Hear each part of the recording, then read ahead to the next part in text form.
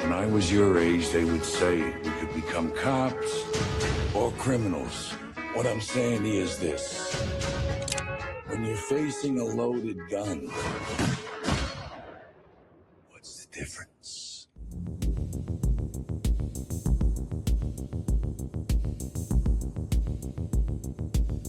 Hey guys, I'm Kevin. I'm Jake. And this is Movie Matters. We finished the month off with a classic, The Departed from 2006. I was literally thinking about this. You know when you're like in the shower and you have those random shower thoughts that you're just like, they're epiphanies? Yeah. Those shower epiphanies. I had an epiphany that this movie is 20 years old this year. Yeah, oh shit, you're right. Isn't that crazy? Yeah, that's nuts. Like, holy shit, 2006, 20 years ago. Wild. Yeah, Martin Scorsese directed this awesome movie. Jake and I love this movie.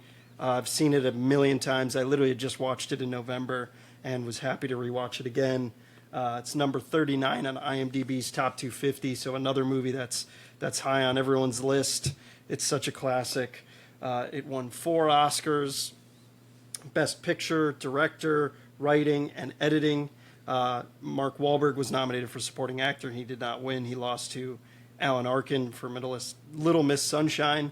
And it's pretty funny that this movie won Scorsese his Oscar compared to all his other movies in his filmography. And like he's even gone on record saying like he was shocked that this movie won. However, he said this is one of the first movies he's made that has an actual plot. So I guess. I mean, like, a lot of his other movies are, like, semi-biopics. Like, they're kind of, like, well, they're, like, fictional biographies in a lot of ways. This one's not. This one's, like, a real, like, actual, like, narrative, Yeah, I mean... Like, Goodfellas is about Ray Liotta's character just kind of, like, becoming entrenched in the mob. Casino is about Robert De Niro's character, like running like shit in Vegas. We did Raging Bull. Raging Bull is a biopic. I mean, they're not really biopics. Like they're just like they're heavily fictionalized and sensationalized, but they're like kind of based off of real people, but like also not really, I mean, this movie does have that a bit if you think about it too. Like Frank Costello. Frank Costello was a real person. Yeah. But yeah, like I don't think it's. I don't think they did a bunch of detailed research when they were putting this movie together. I mean, I love Scorsese. I mean, I've seen a ton of his movies: Mean Streets, Taxi Driver, Raging Bull we did, After Hours we did, The Color of Money we did, Goodfellas we will eventually do, I'm sure. Yeah. Have you seen Cape Fear? Yes. Awesome movie. So good. Love that movie. Like the only horror movie that Scorsese's done, right? I wouldn't even consider... I don't know if it's necessarily a horror movie. Yeah. Bringing Out the Dead might be considered a horror movie. I've never seen it, but... that's a Nick Cage one, right? Yeah. Yeah, I want to see that. Yeah. Love some Nick Cage. Oh, yeah. Oh, yeah.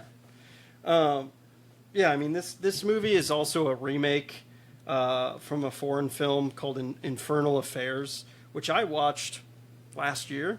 Mm-hmm. And it is nowhere near as good as The Departed. I mean, granted, I saw The Departed first, but it's good. You see a lot of the parallels and Parallels inspirations. yeah, definitely. This is the first remake of a foreign film to win Academy Award for Best Picture. That's surprising. Yeah. That's actually really surprising. Yeah, right? And yeah, it's Martin Scorsese's only Oscar is Best Director for this movie. Come on, Raging Bull. Really wild. Like, there's so Goodfellas. There's so many classics that he's made. Well, especially because like the rest of his like class of like directors have all won like multiple. Oh yeah, like Spielberg, Coppola, Spielberg. Yeah, Eastwood. Like all those guys. Yeah, that's interesting. Yeah, I mean, I remember when this movie came out. I didn't see it in theaters. I remember our friend Sean Tierney saw it in theaters, and I remember him being like, "Yeah, it was awesome." And then when it came out on DVD, Blu-ray, HD DVD, I bought it and watched it, and I was like, "Holy shit, this movie's incredible!" Like, how did I not see this in theaters? I think one of the reasons I didn't want to see it is because I wasn't a huge DiCaprio fan then. That was kind of like very early in his career, and I always thought he was kind of just a pretty boy that, he's just like the heartthrob. And Well, I think this was one of his earlier gritty roles for sure. oh yeah, It's Oh, like after this was when he did like a bunch of the movies that we just covered that he's in. yeah, And like right after this was like Shutter Island, yeah. He goes on a Scorsese kick. Inception, and Wolf of Wall Street. Wolf of Wall Street, Django. Yeah, Yeah, like in the span of 4 years, he went into like the hardest R movie streak Yeah. like of all time. I mean, I was just like, I'm like the dude from Titanic in an action movie or like in a thriller. Like, nah, I'm not Yeah. buying it. And like, I don't know. There's the Man in the Iron Mask. I like never saw that movie, and I was like, he looks like a douche in that movie. Romeo and Juliet. Yeah. I just was never a huge fan of him, and this movie completely did a 180, and I was like, holy shit, he is awesome. And it made me go back and watch some of his other movies. Like, you ever seen What's Eating Gilbert Grape? Yeah. He's Pretty so, good movie. Yeah, it's depressing. Yeah, he is but- so good in that movie. I mean, he earned an Oscar nomination for it. Yeah. But yeah, this movie really, really made me want to follow his filmography and made me become a huge fan. And that's And happened. Similar thing happened with Ryan Gosling with Drive, I think. Like 100%. that really turned him into a like not just a rom-com or like romantic, drama kind of guy. They were Yes. like, it was like, oh, I can do like anything. Yes. I don't like his movie choices as of late, Gosling, and he's also, in my opinion, kind of, I think, this is my speculation, and this is kind of getting out of left field a little bit, but his wife, Eva Mendes, is like really into beauty and stuff like that, and I think she's been doing a lot of Botox and like procedures on herself, like, medical procedures, and I think Gosling has started doing that too. Like, his face is all puffy now. And it Oh, looks, really? I think he haven't looks. seen him. I think he looks recently. terrible. Like, he definitely doesn't look like he did. I mean, people age. Don't get me wrong. Yeah. But Hollywood's a different beast, and they don't want you to age. Yeah. But yeah, it just. I feel like him, like even Robert Pattinson, him being a Twilight guy, and like in Harry Potter, and Yeah. and a handful of other like shitty movies, in my opinion. He's come around and like been in so many awesome movies lately, and he's Yep. like really just a very good actor.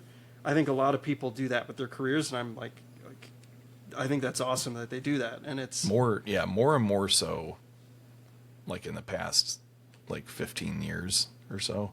Yeah, this movie's 20 years old, so I guess even going back a think of, while, like, but even think about like Matthew McConaughey. He was in like a Oh, ton yeah. of rom-coms. yeah. Like How to Lose a Guy in 10 Days and Fool's Gold and all that crap, and now he's a huge And like huge Steve actor. Carell went from like exclusively comedies to now he does like almost exclusively like tearjerker dramas.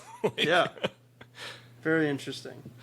Yeah, it used to be all about the comedy, like 40-Year-Old Virgin, Dinner with Schmucks. Yeah. Like, it's very interesting how actors will do like a 180 and change up their filmography, which I like. I mean, in Hollywood, you do get typecast, and those are the roles you get. Once you get successful in one particular character, they want to send you that. And I think like they a want lot of the replicate guys success. that do that, I think, hit big with indie movies. Like they get an indie project that's way different outside of their typical typecasting, and that's what proves like, oh, I don't have to be the the dopey, like middle-aged guy, or I don't have to be the heartthrob all the time, and that kind of stuff. I think a really good example of that is Robert Pattinson. He did this movie called Rover. I don't know if you've ever seen it. It's a very it's like an Australian independent film, and it is really good. I haven't seen it in a while. I've been wanting to rewatch it, but like his acting in that movie, the movie might not be like amazing, but his acting in that movie is so awesome. So awesome. And that like turned me around with him. There's always like certain movies that turn me around, and then I have to like go through their filmography. Even if it's their older movies, like the shitty ones, I like try and go through it and watch it. But it's crazy that DiCaprio didn't get nominated for an Oscar for this movie. He's so awesome in it. Yeah. And ridiculous, kind of. yeah, apparently there's a couple reasons why. It's like conjecture. It's not 100% accurate potentially. Warner Brothers initially did not want to favor DiCaprio over his co-stars and place him in the leading acting category, since everyone's kind of like, it's such an ensemble piece, this movie. Yeah. The studio also at the same year favored his performance in Blood Diamond, and that got him a nomination. Yeah. DiCaprio also refused to campaign for an Oscar against his male co-stars because he was friends with them. So, except Mark Wahlberg, chuck him into best supporting. Well, yeah, yeah. Yeah, I mean, this, and what's crazy is roughly half of the $90 million budget went to the actors' salaries. Yeah. That's crazy. And the movie made a good amount of money. Made $300 million almost worldwide, so it wasn't a box office bomb or anything like that. But yeah, I mean, this movie's so quotable, it's so entertaining. It's 2.5 hours. Does not feel like 2.5 hours.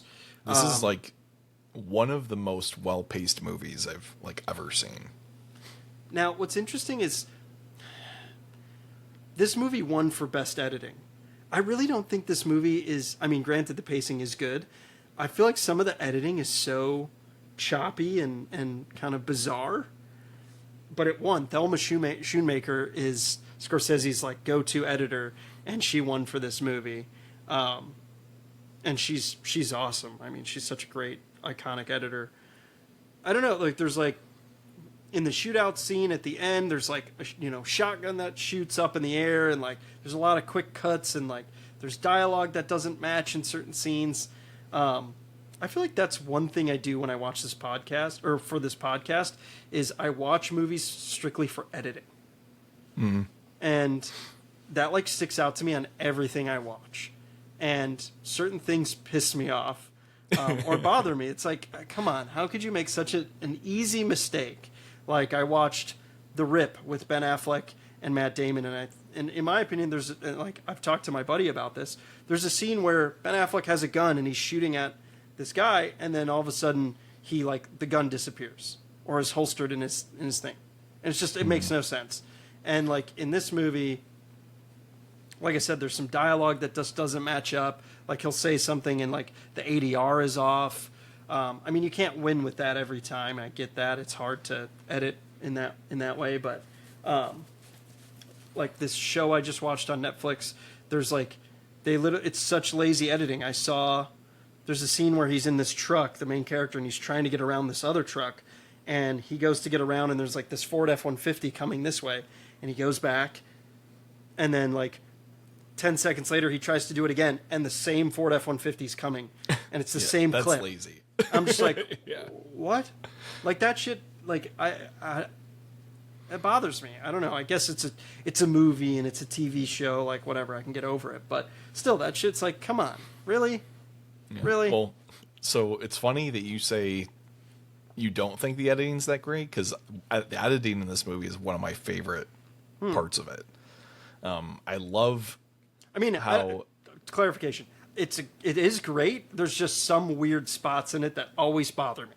Yeah. Well, so like you brought up the shootout at the end, and how like it kind of like freeze frames like every time somebody shoots or gets shot. I think that's super cool. I think it adds to kind of like the chaos at the end. I love how they use the music in this movie, and there's like I think 2 times where it's like blasting Dropkick Murphys, and then right when dialogue starts, the song completely cuts out. Yes. Like I love that. Me too.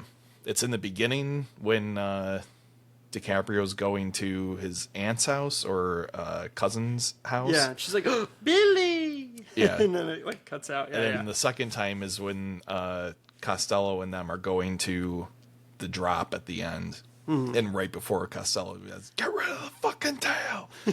The song drops out. Yeah. Yeah. I love that. I don't know. I think it's like, I mean, this movie is pretty stylized. And I say like pretty stylized because it only really uses like cinematography and editing in like a more artsy kind of way a few times, but it really is impactful, I think. Yeah. I mean,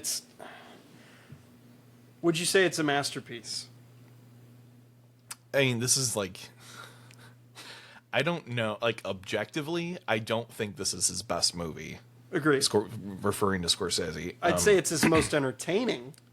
Yes. So, but like, you know, take whatever you want there. Like, you know, it's a fun movie. It's super quotable, like you said. Yeah. Like the action is awesome. The plot is awesome.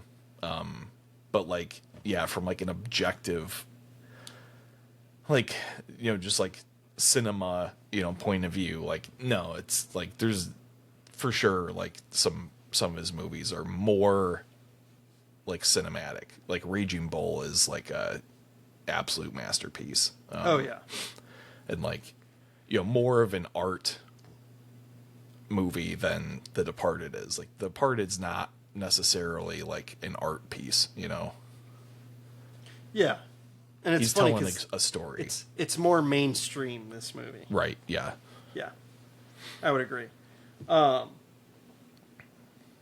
it's so quotable. It's like I wrote down so many of the quotes just 'cause it's so good. Like, you know, Jack Nicholson's so fucking awesome, and you know, you could become cops or criminals. You know, when you're facing a loaded gun, what's the difference? And that's like he says that literally right in the beginning, and that's like literally the whole theme of the movie and like motif of the movie, and like that's what I picked up this time more so upon this viewing is just like there's certain little things in the dialogue that's so well written, and that's kind of what I focused on is just the screenwriting and how there's little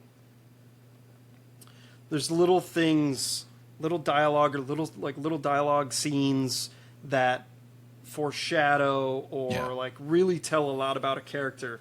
And in my opinion, there's one scene that I picked up on more so this time, and it's with Matt Damon's character Colin and his shrink played by Vera Farmiga, Madeline.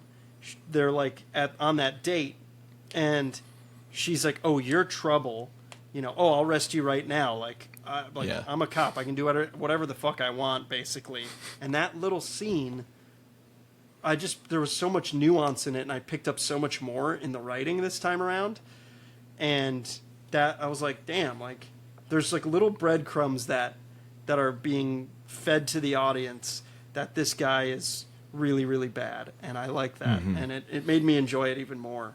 Yeah, I mean, like through the whole movie, Damon's character is lying to everybody, and it's just a degree of like because a lot of the times he's actually telling the truth to Madeline, but he's making it seem like he's joking or whatever, you know. And like, yeah, it's like really like this time was probably the most where I was like, he's really like a top grade, like total scumbag. Like, yeah. Like, cause it's like, I mean, I had realized this before. 'Cause, I mean, we've probably both seen this movie like over 20 times, but like his, like it's obvious that he's really trying to like supplant like Costello as like the ringleader, you know?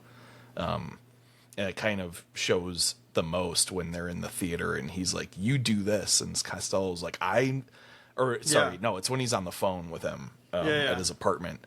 He's like, you need me to do something? He's like, will you please Who do you get fucking me work for? Yeah. Basically, yeah. He's like, he starts getting a little too above his station, near the end of the movie. And getting a little too aggressive with his plans and schemes. And what's cool about his character is you still like him.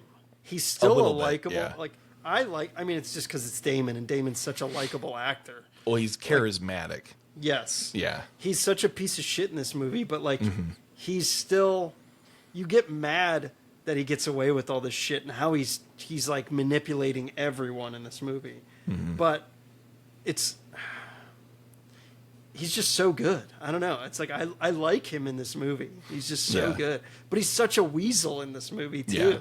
Yeah. And he plays that fine line really well. Like where him and Dignam get in the fight, he's like, I can fucking investigate anyone I fucking want to. Like the power's just in his head and like, he's just like a piece of shit. But yeah.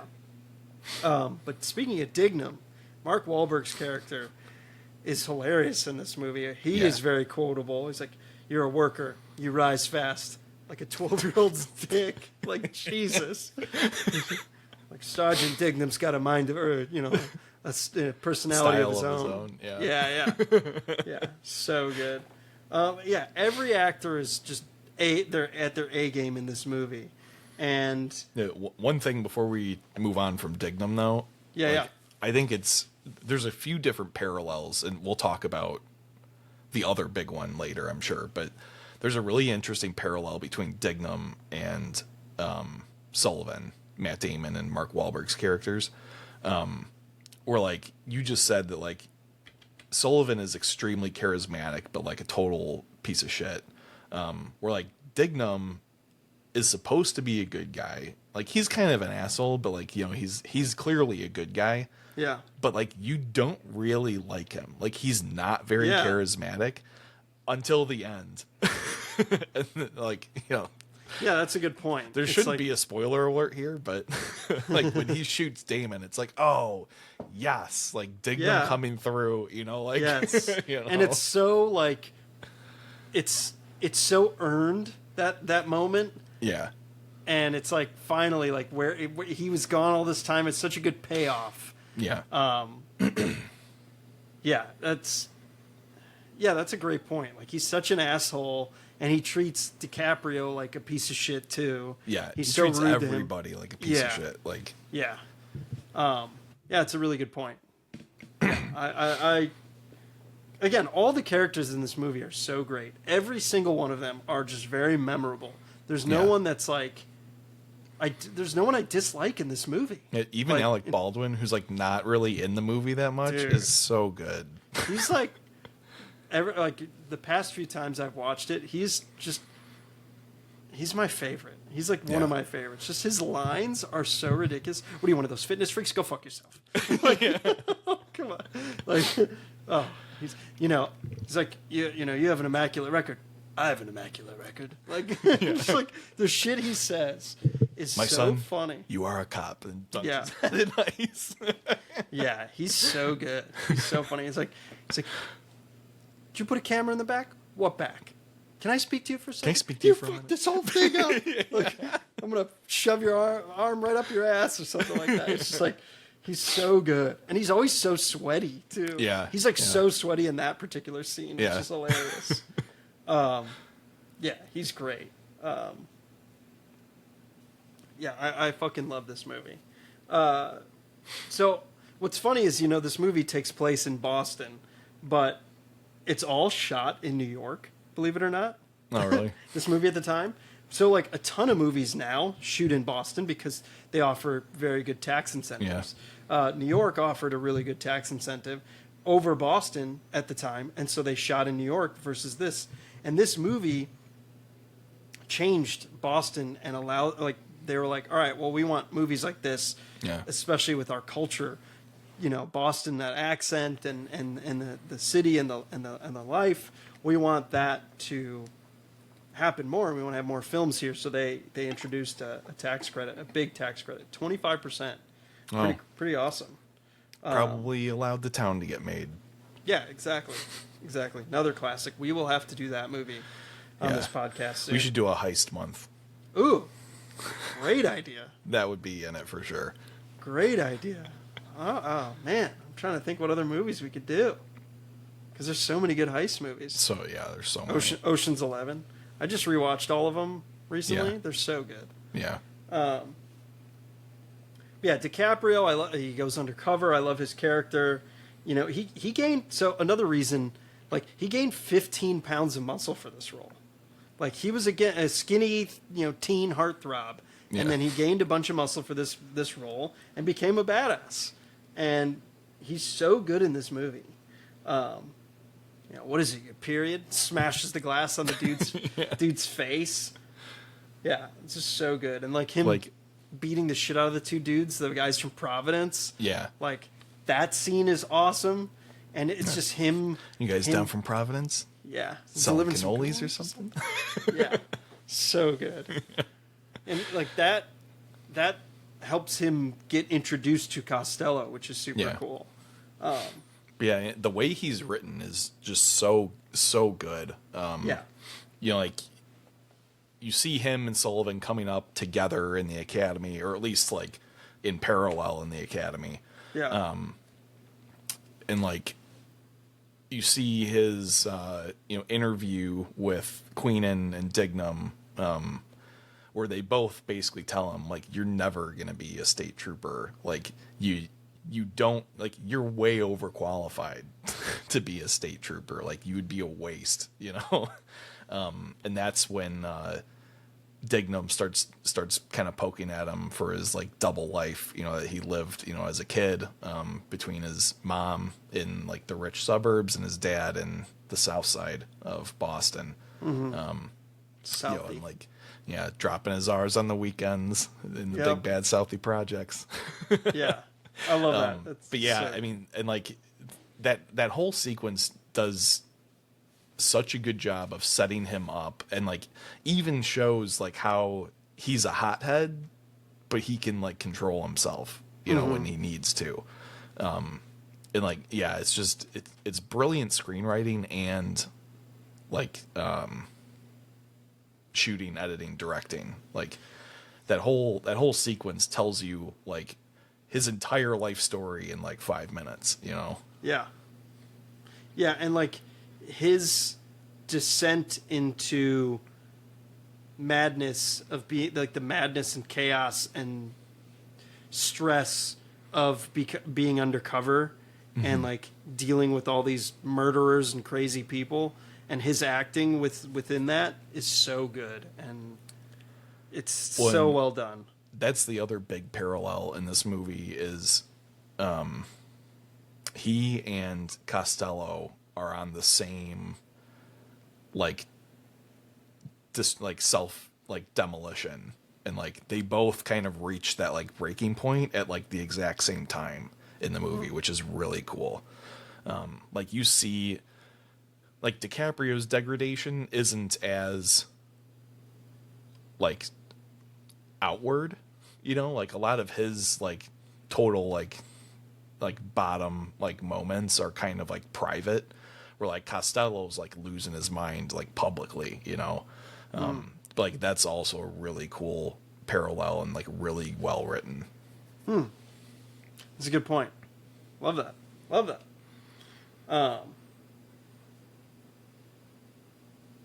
Yeah, I mean there's a lot of parallels with like both sides knows there are leaks too, which is cool. Yeah. Like, you've got the mole in the special investigations unit, and you've got the mole in Costello's crew, which is cool. And what's not cool only is that, there's two moles on both sides. Yes.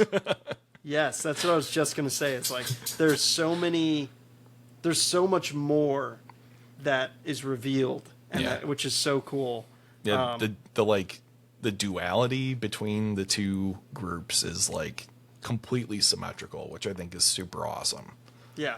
Again, it's that theme in the beginning. You become cops or criminals, and what's the difference? which is really cool. Like that theme is just through line throughout the whole movie, and I love that. And there's little things that connect like both worlds, which is really cool. Like the whole citizens envelope, which is so well done in terms of writing.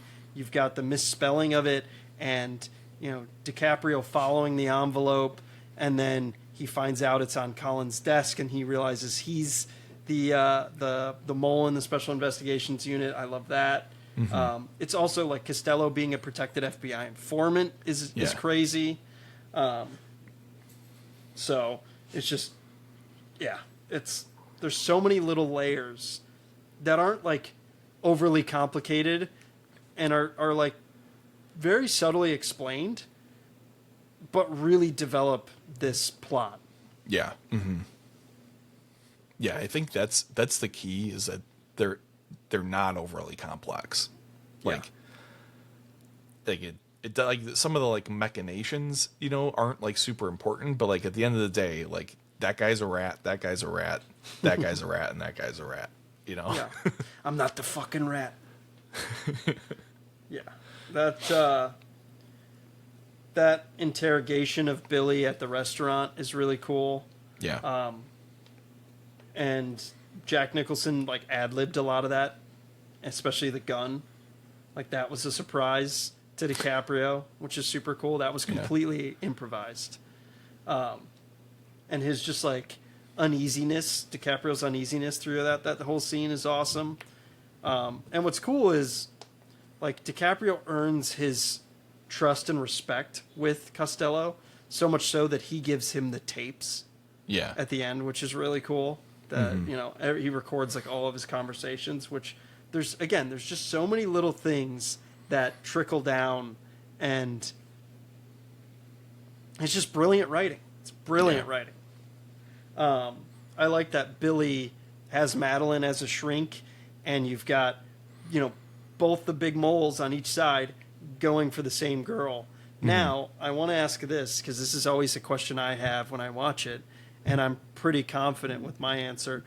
Do you think Madeline's baby is DiCaprio's? Yeah, she talks, there's a couple different times where her and Sullivan talk about something that's wrong in the bedroom. Yeah. And like it's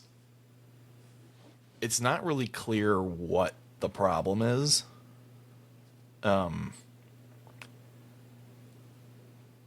Like it's not like, we don't need to get into a whole bunch of things. Like it doesn't seem like nothing works.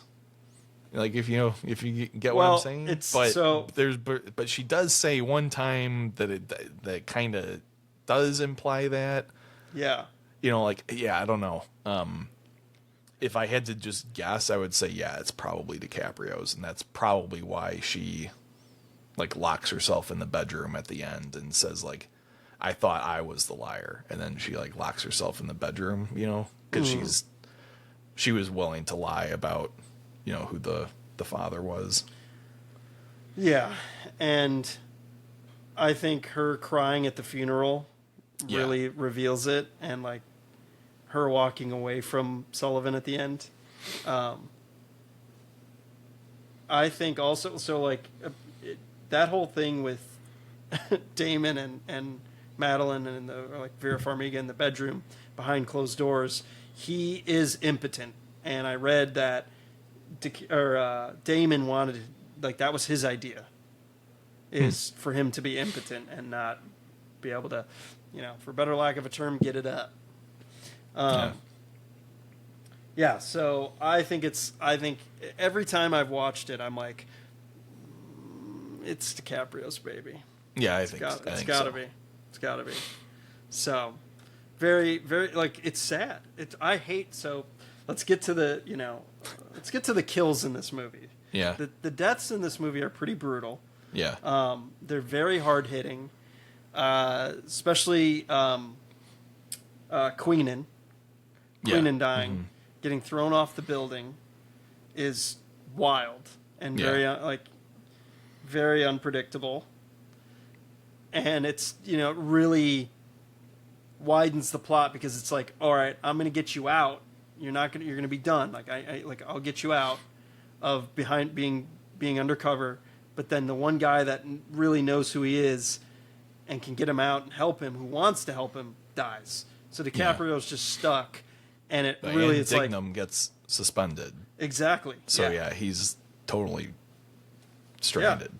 So that like really enhances the plot and drives more of the story forward, which I like. So I think you've sent it to me on Instagram, but I've known this for a while. Like the X's in the movie, whenever there's an X, there's going to be a death.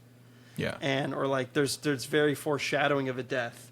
And that is an homage to the 1930s Scarface movie that Scorsese wanted to pay homage to in this movie. And you can see when Queenan's falling off the building, there's X's on the windows. Yeah. Mm-hmm. When DiCaprio's at an airport, there's X's in the like the long hallway that he's in. Yeah, it's like the like structure of the like tunnel or whatever that he's in. Yeah. Yeah. Yep. When Damon gets killed by Dignam at the end, there's X's on the carpet. Yeah. And in Damon's office too, I think the ceiling lights are like an X, if I'm remembering right. Yeah, there's like one X that shows on the wall too from like a reflection of something. Yeah. Yep. It's cool. I mean, I love it's when a cool movies do little that. Yeah. It's foreshadowing. It's really cool. So Queenan dying is pretty traumatic. Then you get DiCaprio dying, which is very shocking and surprising. Totally sudden and out of nowhere. Yeah. Yeah, and it's sad. I mean, it's you're the main character you've been following and rooting for the whole movie and really like, and it's just well, especially because like 5 seconds before, Damon just says like, "Just fucking kill me." Yeah. Like I'm done. Like he like recognizes that like it's over for him, and DiCaprio's like, yeah, like I know I just won, and then gets fucking popped in the head. And you're like, oh no. Yeah. So bad. And then you learn that Berrigan, played by James Badge Dale, he was working with Costello the whole time, and then Damon shoots him in the head. And then before that, Berrigan kills Anthony Anderson's character. Yeah. Yep. And it's just a crazy, just everyone shooting each other, and you don't know who's who, and it's chaotic and it's wild. And you're like, just when you think the movie's gonna end, it's like there's that, and yeah, pretty crazy. It's that. Scene always gets me. Jack Nicholson's death is and like too. all the bad guys like Mr. French getting shot in the car and then shooting himself in the head. It's crazy. Fitzy the big reveal getting shot. That Fitz getting shot when they're fleeing the scene from Queenan's death. Yeah. And the big reveal, with Damon and Nicholson that the Costello's been an FBI informant all along. And the irony of him like unloading his magazine into him and calling him a rat prick. Yep. Yeah. Yeah, it's such a great scene. So pretty crazy movie. What's also crazy is Infernal Affairs has 3 movies. I've only seen the first one. I've not seen the other 2. This movie, so William Monahan wrote the screenplay. He had envisioned a sequel to this film and cited that it would have focused on overlooked aspects of the first film, such as political corruption. Monahan had watched the sequels to the original film on which this film was based, but had a potential sequel that would have gone a different direction. And Mark Wahlberg also indicated that Dignam would have been the main character. So... But they tried to present this to the studio, and they didn't want to do it. And I don't know. It would have been interesting if this movie had a sequel. Yeah, I mean, like, Dignam's is an awesome character. I just, like, you'd have to, like, it would just be so different from the first one that it wouldn't, like, I don't know if it's necessary, you know, is, like, the thing. It's like, everybody's dead except Dignam and Alec Baldwin. So, like, you know, it's not like suddenly somebody's going to be back and Dignam's got to, you know, root them out or, you know, something like that. Like, it would be a totally different Dignam story, which, like, you know, wouldn't be, you know, the worst thing ever, but, like, it's just not in the same vein as the original, you know, so. Yeah. I don't know. I don't think it warrants a sequel, this movie. I think it wraps up nicely. I don't think there's, like, loose ends. No. And that's what's cool about the ending is, again, you kind of think Damon's going to get away with it, but he doesn't. And I like that. It's a great movie. It's a great movie. It's a classic. So out of these movies we've watched this month, our kind of combined our favorites, which one is your favorite? So we had Inception, Mad Max Fury Road, Snatch, and The Departed. Probably this one. Yeah? Yeah. I love this movie. I think Fury Road's mine. Yeah. This is probably a close second. Yeah, Oh, I think also Fury like Road's a it's close so second hard for me. Yeah. It's so hard to choose. Yeah. All right. Yeah, the all-time favorites for sure. Next month we got Psychological Thriller Month, which will be fun. We've got Fight Club, Shutter Island, speaking of, The Machinist, and a movie called Gaslight. So, I'm stoked. I think we're off to a great start. We will do 80s movies sometime, but yeah, we're doing some more modern movies and movies we love and want to share our thoughts on, and hopefully you guys enjoy this. And we'll catch you next month with Fight Club, even though I'm not supposed to talk about it. Yeah. So, Not should we even do an episode? We'll catch you next week, guys. Take care. See ya.